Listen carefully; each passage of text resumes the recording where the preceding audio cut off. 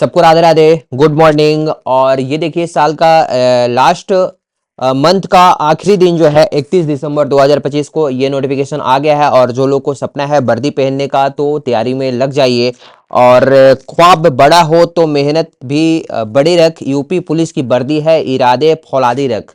तो चलिए UP police के नोटिफिकेशन में जो मेन मेन पॉइंट्स है हम आपको यहाँ पे डिस्कस करते हैं, आपको बता देते हैं क्या क्वालिफिकेशन इसके लिए ज़रूरत है, कब से फॉर्म भरने का डेट स्टार्ट होगा और कब लास्ट होगा, और लिखित एग्जाम में जो है कौन कौन सब्जेक्ट पूछता है। तो सारी चीज़ें जो मेन मेन पॉइंट्स है हम आपको यहाँ पे डिस्कस करेंगे। तो हम लोग देखते हैं कि यहाँ पे नागरिक पुलिस महिला और पुरुष दोनों के लिए है। और इसमें टोटल जो सीट है आपका है 10,469। और जो जनरल के लिए है और ईडब्ल्यूएस के लिए है। ये सारी चीज़ें आप लोग देख लीजिएगा। इसके बाद हम लोग आते हैं सशस्त्र पुलिस के लिए रिक्त, ये केवल पुरुषों के लिए है। और इसमें जो आपका टोटल सीट है ये 15,131 है। इसके बाद आप लोग देखिएगा कि आरक्षी विशेष सुरक्षा बल में जो है ये पुरुष अभ्यर्थी के लिए है केवल। और इसमें जो है टोटल जो सीट है आपका है 1341। इसके बाद महिला बटालियन, और ये जो है इसमें टोटल सीट आपका है कितना,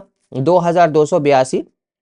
इसके बाद हम लोग आते हैं आरक्षी घुड़सवार पुलिस के रिक्त पदों की के लिए, ये पुरुषों के लिए है। और इसमें जो टोटल सीट है आपका 71 है। और इसके बाद आते हैं जेलर, ये पुरुषों के लिए है। और इसमें आपका जो टोटल सीट है आपका कितना है, 3279। इसके बाद हम लोग आते हैं जेलर जेल वार्डर महिला के लिए है। और इसमें जो टोटल सीट है 106 है।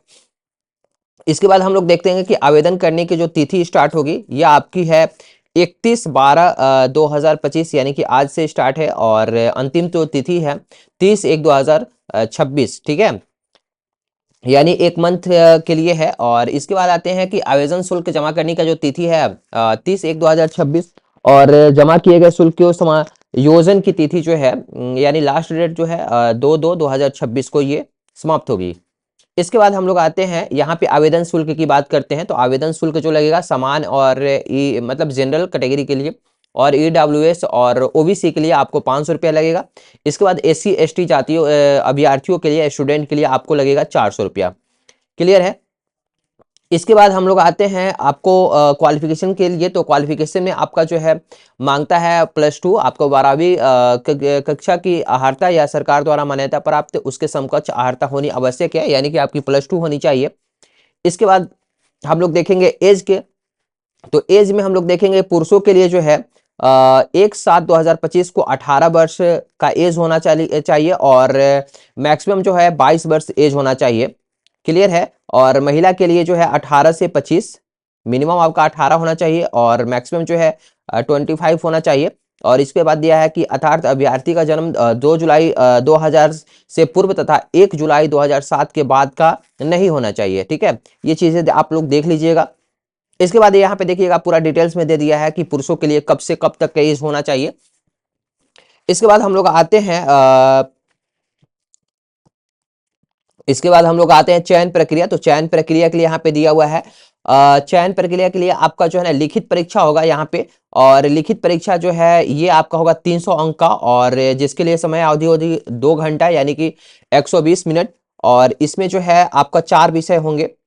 पहला है सामान्य ज्ञान यानी जीके जीएस, और सामान्य हिंदी, संख्यात्मक और मानसिक योग्यता और मानसिक अभिरुचि आपको रहेगा, यानी कि रीजनिंग रहेगा। और इसके बाद आपको लिखित परीक्षा के बाद आपका जो है इसके बाद आपका फिजिकल होगा। और इसके बाद होता है इसमें मेडिकल, और मेडिकल के बाद आपका डॉक्यूमेंट्स वेरिफिकेशन होगा। आप यहाँ पे देखिएगा शारीरिक मानक प्रशिक्षण में आपको पुरुष अभ्यर्थियों के लिए न्यूनतम शारीरिक मानक निम्नवत है। इसके लिए आपको देखिए पुरुष के लिए जो है हाइट होना चाहिए 168 सेंटीमीटर होना चाहिए, और एसी एसटी के लिए न्यूनतम होना चाहिए 160 सेंटीमीटर। इसके बाद अगर सीना की बात कीजिएगा तो न्यूनतम 79 सेंटीमीटर बिना फुलाए ये होना चाहिए, और फुलाने के बाद आपको 84 सेंटीमीटर होना चाहिए।